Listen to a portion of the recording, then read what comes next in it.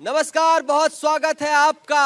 हार हो जाती है अगर मान लिया जाए, जीत हो जाती है अगर ठान लिया जाए। रायगढ़ में हम पहुंच गए हैं, जहां खुद मुख्यमंत्री विष्णुदेव साय जहां से आते हैं, इस लोकसभा सीट में हम पहुंच गए हैं।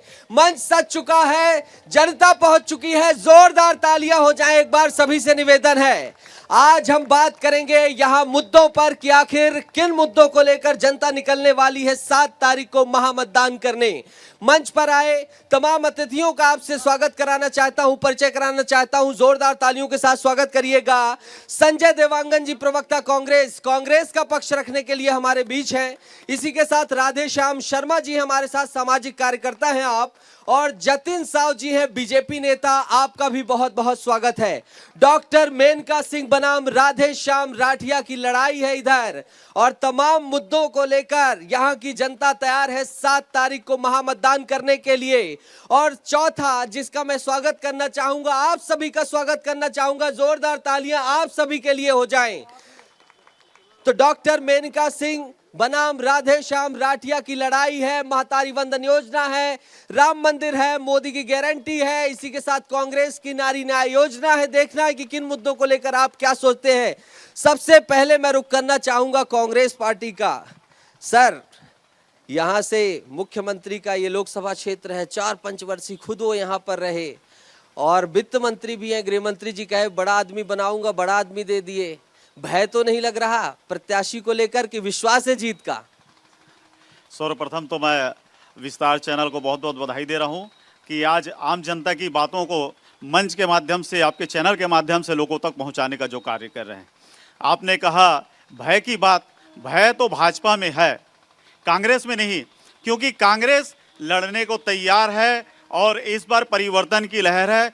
जनता चाहती है परिवर्तन, इसलिए कांग्रेस के पास नीति भी है, रीति भी है, और जनता के पास जाने के लिए उनके पास मुद्दा भी है। लेकिन भाजपा के पास कहीं मुद्दा नहीं है। एक छोटी सी बात आपको बता दूं, जो 4 बार के यहाँ के सांसद रहे हैं विष्णुदेव साय जी, जिनकी उपलब्धि देखेंगे तो कुछ नहीं है। दूसरी चीज, जो भाजपा ने एक आदिवासी व्यक्ति को छत्तीसगढ़ का मुख्यमंत्री बनाया, और वही छत्तीसगढ़ का व्यक्ति छत्तीसगढ़ की संस्कृति को जीवित रखने में पीछे रह जा रहे हैं। आप देखेंगे 1 मई को मजदूर दिवस बोरेबासी के रूप में कांग्रेस की जब सरकार थी, तो छत्तीसगढ़ की लोक कला, संस्कृति और खेल को बढ़ाने के लिए कांग्रेस ने जो योजना लाई थी, जितने नीति लाए थे, और यहाँ के 30 त्यौहार को आज वर्तमान के बच्चों को सिखाने का काम किया था, ये भाजपा भूल रही है। और छत्तीसगढ़ गए तो थे, खुद मुख्यमंत्री गए थे, मजदूरों का सम्मान किया था, श्रमिक दिवस मनाया था, कम था क्या वो? जी, आपने बहुत अच्छा बात कहा, लेकिन मेरे प्रश्न दूसरी है और आपको नहीं लगता कि संस्कृत के नाम पर जो आप काउंटर करना चाह रहे हैं उसका उन्होंने डिफेंस पहले ही कर दिया?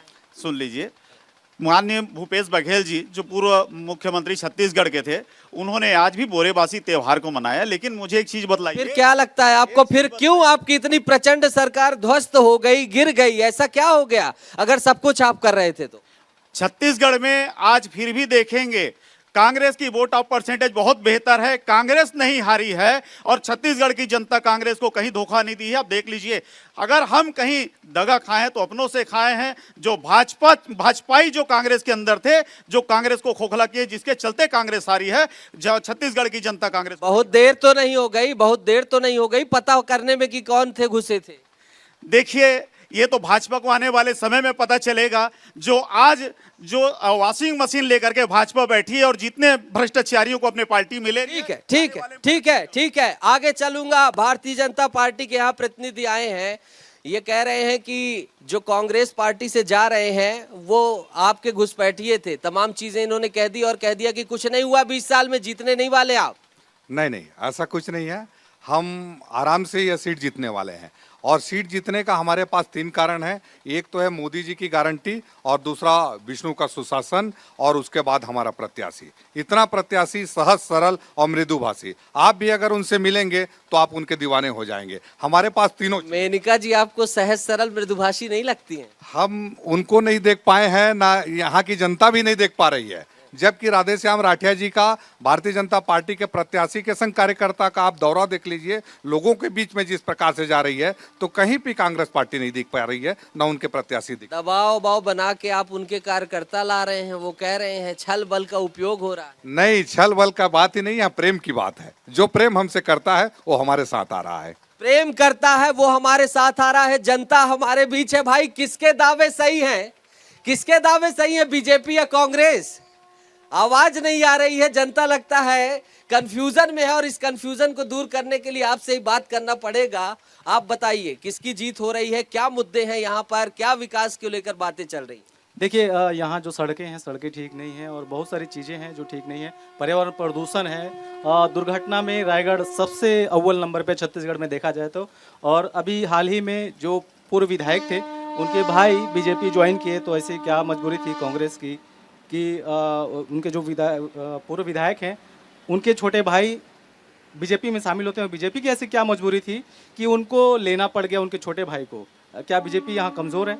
क्या लगता है, ये पूछना चाहूँगा मैं इनसे, क्या मजबूरी थी जो विधायक के छोटे भाई को ठीक है, इसका जवाब ले लेते हैं। क्या मजबूरी थी, आपको लेना पड़ा, जनता आपसे जवाब मांगे? मजबूरी कोई नहीं है इसमें। ऐसा है, मैं शुरू में ही बोला कि जिनसे बीजेपी को प्रेम है वो प्रेम के साथ में आ रहे हैं। बहुत से आप राष्ट्रीय स्तर पर देखें चाहे राज्य स्तर पर देखें, कांग्रेस पार्टी के तो बहुत से ऐसे नेता इसलिए आ गए कि जो राम मंदिर का न्योता था, कांग्रेस पार्टी ने न्योता ठुकरा दिया, इससे भी नाराज होकर के बहुत सारे बीजेपी। एक बात पूछूं, डराएंगे तो नहीं ना आप, खुल के ये लोग बात करेंगे? नहीं, कोई डर की बात नहीं है। भारतीय जनता पार्टी में कोई डर वाली बात नहीं है। ये विष्णुदेव साय। ठीक है, जोरदार तालियां हो जाए। और सबसे बड़ी बात, आप खुल के भाग लीजिए, बोलिए अपने मन की जो बात है, जो तमाम चीजें आप रखिए। क्या मुद्दों को आप देखते हैं, क्या सारी चीजों को लेकर देखते हैं?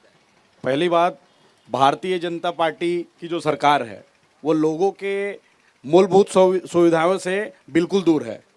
आज मैं जतिन भैया, हमारे भारतीय जनता पार्टी के प्रवक्ता जी जो उपस्थित हैं, उनसे मैं पूछना चाहूँगा कि उनके स्वयं के वार्ड में, स्वयं के पंचायत में, स्वयं के तमनार ब्लॉक में गोमती साय जी द्वारा 5 साल के कार्यकाल में, चाहे 20 साल के विष्णुदेव सांसद जो अपने मुख्यमंत्री हैं वर्तमान में, उनके कार्यकाल में अभी क्या हुआ है। दूसरा सवाल ये करना चाहूँगा कि जितने भी बड़े जो नेता हैं बीजेपी प्रवेश जो कर रहे हैं हमारे कांग्रेस के, उनको तरह तरह के हथकंडों से सीबीआई, ईडी इधर उधर कर करके उन लोग को जो है ब्लैकमेलिंग किया जा रहा है। आदमी मरता क्या नहीं करता। ठीक है, इनका आरोप है कि ब्लैकमेलिंग करता। मैं जवाब लूंगा, आप क्या कहना चाहेंगे? किसकी यहाँ पे सरकार बन रही है, क्या ऐसी बातें हैं जिसको लेकर मतदाता निकलने वाला है? मैं तो मीडिया से हूँ, तो मैं आपकी तरफ हूँ, लेकिन मैं ये कहना चाहूँगा कि भाजपा हो चाहे कांग्रेसी हो, जो भी प्रत्याशी जीतता है वो 5 साल किसी को दिखाई नहीं देता। ये बड़ा दुखद विषय है, और हम मीडिया के साथी सभी इस बात से बड़े दुखी रहते हैं कि रायगढ़, जो मेरे साथी ने कहा कि प्रदूषण से वास्तव में त्रस्त है। मैं आज एक बात कहना चाहता हूँ, जो भी व्यक्ति यदि प्रदूषण से मुक्ति रायगढ़ को दिला देगा, उसको और कुछ करने की जरूरत नहीं है, वो जीत जाएगा। तो प्रदूषण के मुक्ति 20 साल में नहीं दिला पाए बीजेपी में? दोनों पार्टी नहीं दिला पाई, हाँ, हम लोग परेशान हैं। ठीक है, इनका प्रदूषण है, इस पर भी जवाब लेंगे। आप में से कोई यहाँ महतारी वंदन योजना की राशि आ रही है आप लोगों के खाते में? भागिए नहीं, इधर आइए, आप बात करिए। आप में से कोई अगर बातचीत करना चाहे, बेधड़क अपनी बात रख सकता है। सभी अपनी बात रख रहे हैं, युवा, सभी जो तबके के लोग हैं, आप अपनी बात रखिए। और क्या मुद्दे हैं उनको लेकर बात रखेंगे। बताइए क्या देखते हैं आप, यहाँ के चुनाव को कैसे देखते हैं? देखिए, दोनों ही पार्टी के लोग आडंबर भरे बात करते हैं, और बीजेपी के जो प्रत्याशी हैं राधेश्याम राठिया जी और मेनका सिंह जी, दोनों की व्यक्तिगत प्रतिभा, क्षमता और योग्यता क्या है, किस बल पे हम लोग या किस विश्वास, योग्यता है तभी तो वो खड़े हैं। संविधान में, विधान में जो योग्यता बनाई गई है उसी में न खड़े हैं। ठीक है सर, लेकिन पिछले 20 साल से यहाँ पे बीजेपी का सांसद चयन हो गया है, क्या विकास हो गया है रायगढ़ से? तो फिर ऐसी क्या वजह लगती कि 20 साल से जनता यहाँ चूज करती जाए? बात अलग है, बाकी विश्वास के नाम पे तो किसी प्रकार का कोई नहीं हुआ है। ये आपके हमारे जो बड़े बुजुर्ग पत्रकार महोदय जी हैं, वो स्वयं तो अभी ये सब बातों का उल्लंघन किए। भाई ये बात अपनी सही कह रहे हैं, हाँ या ना में जवाब दीजिएगा। ये सही कह रहे हैं क्या? सही कह रहे हैं? आवाज नहीं आ रही है। सही कह रहे हैं क्या? थोड़ा सही कह रहे हैं क्या? आवाज नहीं आ रही। सही कह रहे हैं क्या? तक आप आवाज नहीं दोगे मैं हिलने वाला नहीं हूं। सही कह रहे हैं क्या? सही कह रहे हैं क्या? ठीक है, चलिए इनसे जवाब ले लेते हैं। सर, प्रदूषण का इतना बड़ा मुद्दा ये लोग कह रहे हैं, क्यों मुक्ति नहीं मिल पा रही है? इतना हाईएस्ट रेवेन्यू स्टेट है, तमाम चीजें हैं। नहीं, उनकी बात को तो मैं भी स्वीकार करता हूं कि औद्योगिक जिला है और यहाँ प्रदूषण की समस्या है।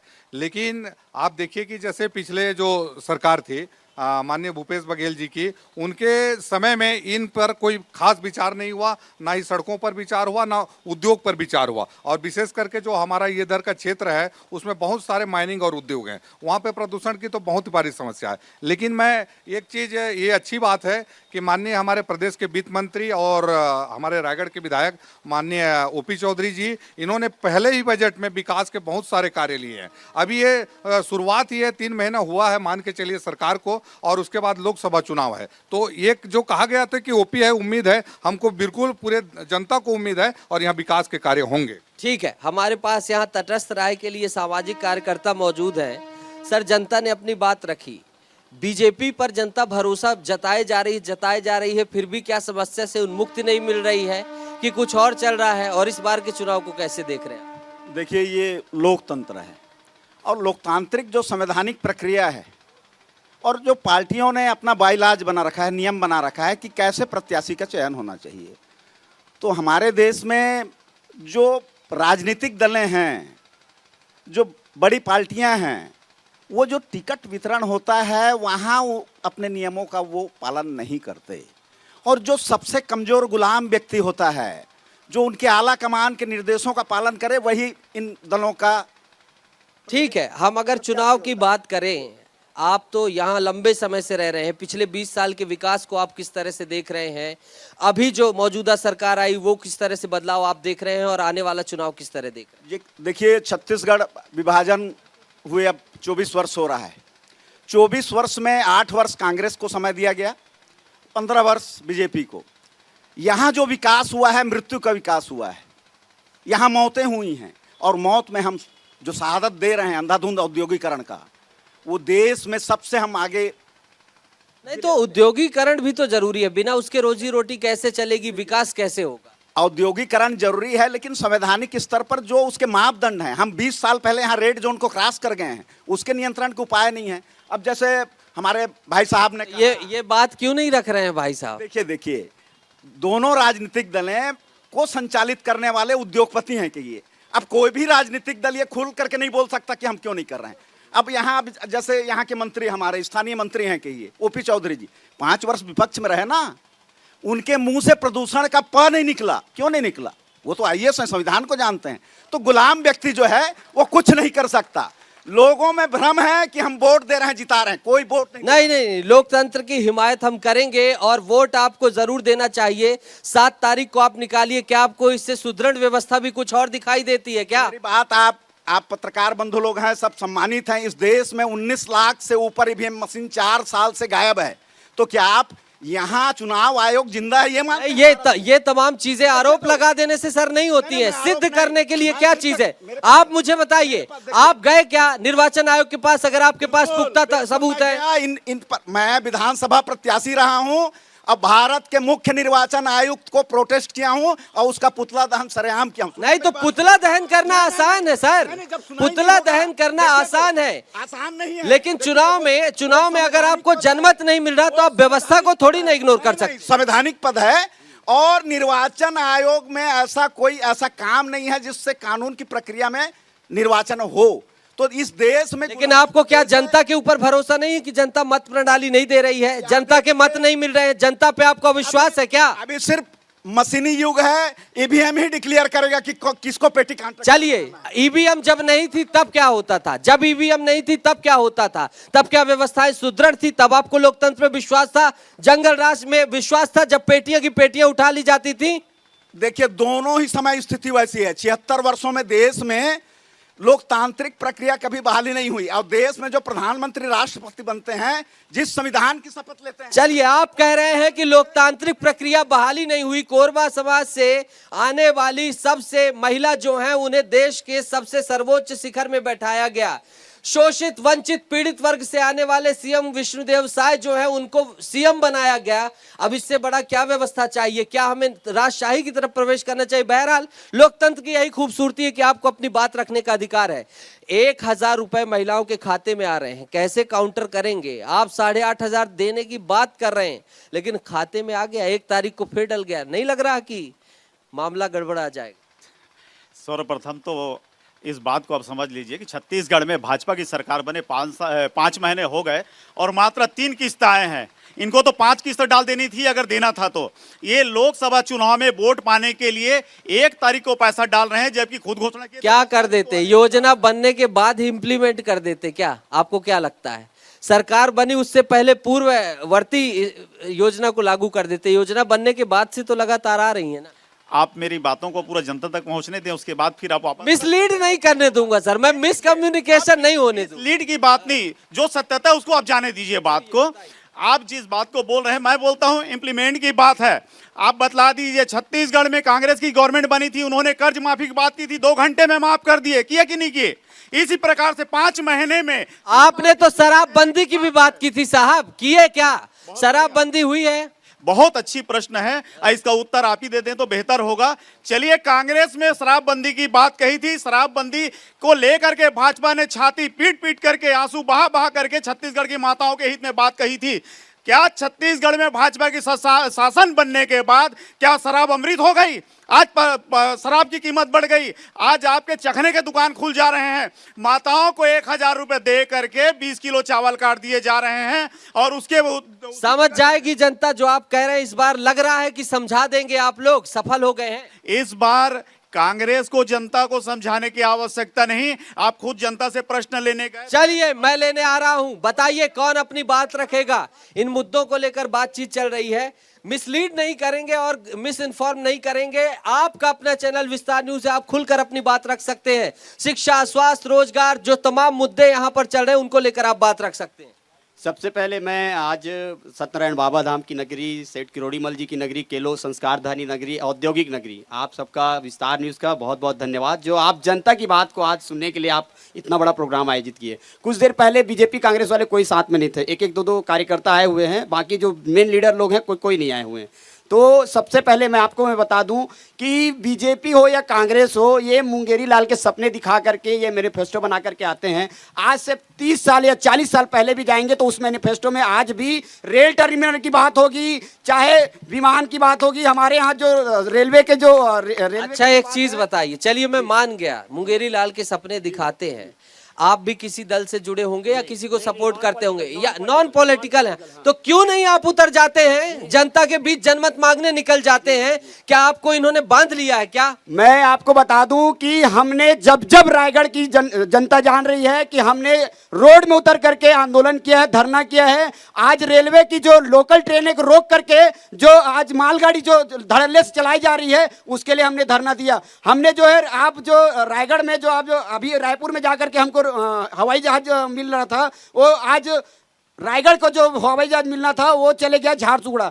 आप शिक्षा की बात करेंगे तो शिक्षा की स्तर इतना ज्यादा गिराया गया है कि यहाँ छत्तीसगढ़। अब तो आपके यहाँ से वित्त मंत्री है, उनके पास बात रखने जाते हैं आप? मैं आपको बता दूं कि वित्त मंत्री जी अच्छा काम कर रहे हैं, वो अपने स्तर में 3 महीना देख लीजिए, दिल की बात जो निकल आई व्यवस्थाओं को लेकर। मैं आपको बता दूं कि 8वीं तक जनरल प्रमोशन किया जा रहा है। 8वीं तक जनरल प्रमोशन करने का कारण क्या है? हमारे छत्तीसगढ़ में मुकेश भैया दिखाते जाइएगा, भैया के दिल की बात खुल गई है। व्यवस्थाओं पर सवाल उठाते उठाते ओपीजी की तारीफ की काम किया जा रहा है। तो मैं चाहूंगा हमारे माननीय ओपी चौधरी जी से कि 8वीं तक जो परीक्षा में जनरल प्रमोशन किया जा रहा है उसको तत्काल बंद करें। और दूसरा, ठीक है, ओपी जी से निवेदन है कि आपके इधर चहेते हैं, जरा देख लीजिए और इनकी दरख्वास्त भी सुन लीजिएगा। बहरहाल, आप में से कोई अपनी बात रखना चाहे? दादा, आप वरिष्ठ हैं, यहाँ लंबे समय से यहाँ पर देख रहे हैं यहाँ की सियासत को, सभी चीजों को, क्या कहना चाहेंगे? मैं सर अभी आया हूँ, पहले मैं सुन तो लूँ कि हमारे जो माननीय महोदय लोग हैं। आपको सुनने की जरूरत नहीं है। क्या हवा चल रही है, क्या बयार चल रही है, जरा बता तो दीजिए। देखिए, अभी जो है सिर्फ एक चीज है कि भी प्रधानमंत्री का चुनाव है, बस जनता से यही अपील है। ये मत देखिए कि भी कौन प्रत्याशी का, हमको नरेंद्र मोदी को जिताना है। ये ले दादा ऑब्जर्वेशन की बात कर रहे थे लेकिन फिल्टर क्लियर है। आप में से अपनी अपनी बात रखिए, खुल के बात रखिए। जी बताइए। मैं संजय भाई के अभी वक्तव्य को सुना और वो जो महतारी वंदन को लेकर विधवा विलाप कर रहे थे, मुझे लगता है उनको अपना कार्यकाल भूल गए हैं।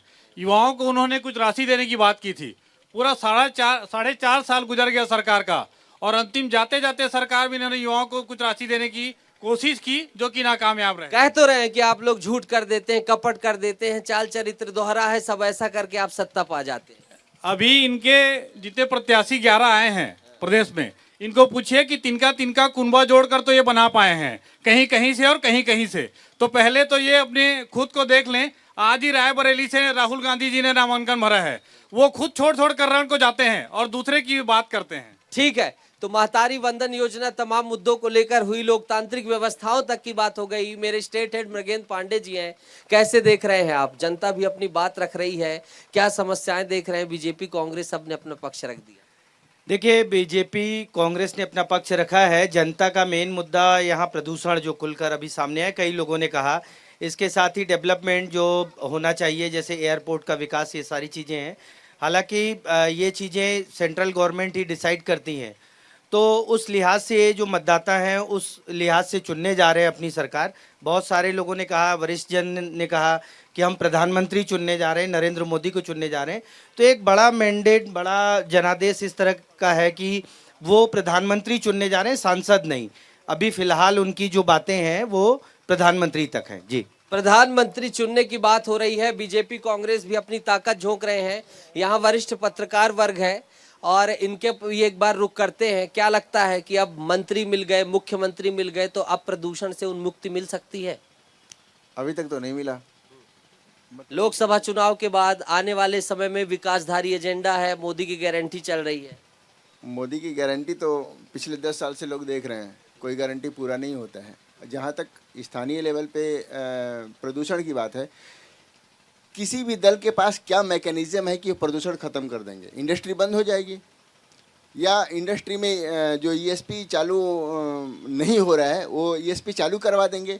कांग्रेस हो या भाजपा, किसी में हिम्मत नहीं है कि उद्योगपतियों के खिलाफ कोई कार्रवाई कर सके। ठीक है दादा, आप क्या कहना चाहेंगे? अंतिम 5 मिनट की दौर की वार्ता है, प्लीज आप अपनी बात रखेंगे। पहले तो मैं ये स्पष्ट कर दूं कि यह प्रधानमंत्री का चुनाव नहीं है, जनता अपना सांसद चुनेगी।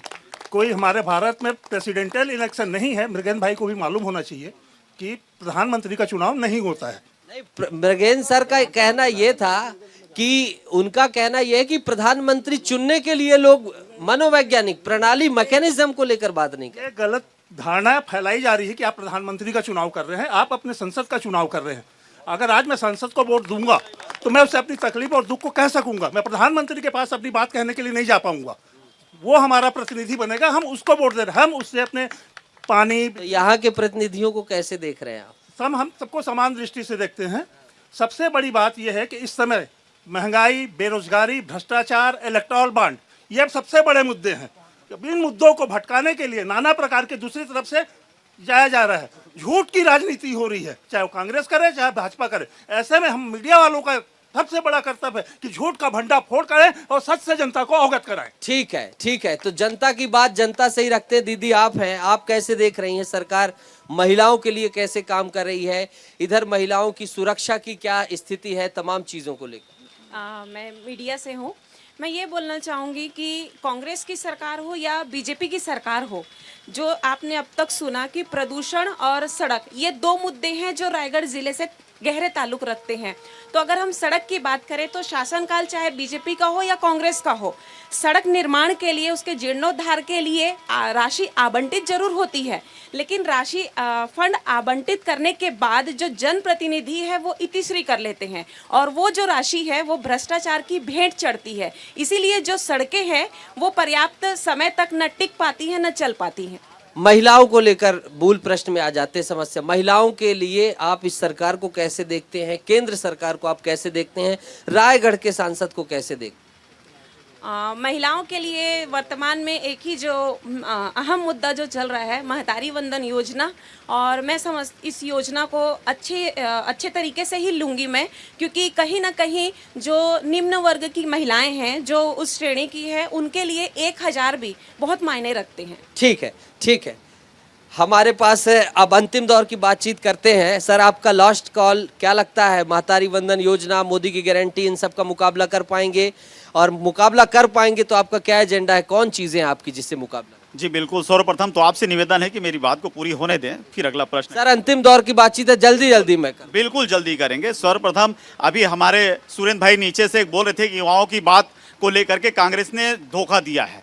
तो कांग्रेस ने उनको जो राशि देनी थी वो शुरू की थी और सरकार चली गई इसलिए बंद। तो मैं बतला देता हूँ, स्वेच्छानुदान, भाजपा में स्वेच्छानुदान को लेकर के ओपी चौधरी जी ने जो आम जनता के लिए, युवाओं के लिए किया था और बांटे भाजपा के कार्यकर्ताओं को, जिसकी सूची बनी हुई है यहाँ पर, आप सूची देख सकते हैं, जो आम स्टूडेंटों के लिए था उसको बांटा गया है। दूसरी चीज, स्वेच्छानुदान मुख्यमंत्री का होता है, क्या छत्तीसगढ़ के अन्य विधानसभा के युवा उसके हकदार नहीं हैं जो मात्र रायगढ़ के लिए दे रहे हैं वित्त मंत्री जी?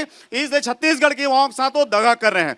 दो चीजें और बता दूं प्रधानमंत्री जी की बात को लेकर के, उत्तर गुजरात में आप क्या सागा करेंगे, जरा वो बता दीजिए ना सर। बातें बहुत सारी करने को, ठोस बात रायगढ़ को लेकर। देखिए, आप बातों को रखने नहीं देंगे, जनता तक जाने नहीं। अरे सर, इतनी बात रखने दे रहा हूँ, समय की एक सीमा होती है। बताइए, आपकी क्या?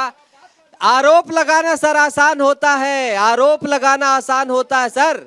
चलिए, आप अपनी अंतिम दौर की बातचीत रखिए। संजय भैया ने कहा कि ये जो महतारी वंदन का 3 महीने का क्यों आया, 5 महीने का क्यों, मैं बताना चाह रहा हूं कि उन्होंने तो स्वयं 500 रुपए का घोषणा किया था। उनके घोषणा पत्र को झूठा स्वयं कांग्रेस पार्टी ने किया, ये भारतीय जनता पार्टी ने नहीं किया। ये तो भारतीय जनता पार्टी की सरकार है जो लगातार दे रही है। और विष्णुदेव साय जी का हमारे रायगढ़ जिले में दौरा हुआ था, उन्होंने स्पष्ट कहा है कि महतारियों के सम्मान के लिए हमारी सरकार जब तक है ये लगातार रहेगी। महतारी, ठीक है सर, आप अंतिम दौर की बातचीत, अंतिम आपका रायगढ़ में लोकतंत्र है और मतदान की भी अपील कर दीजिएगा।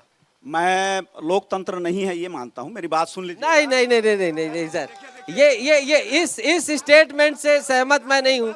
मैं आपकी बात रखूंगा लेकिन आपकी इस लाइन से नहीं, आप इस तरह नहीं। अगर मैं ये दावा करता हूँ कि प्रधानमंत्री नरेंद्र मोदी जी संविधान को कभी पढ़े हों तो वो नहीं, ये खुद को सिर्फ बुद्धिमान मानना और दूसरों को बेवकूफ मानना, ये सबसे गलत चीज है।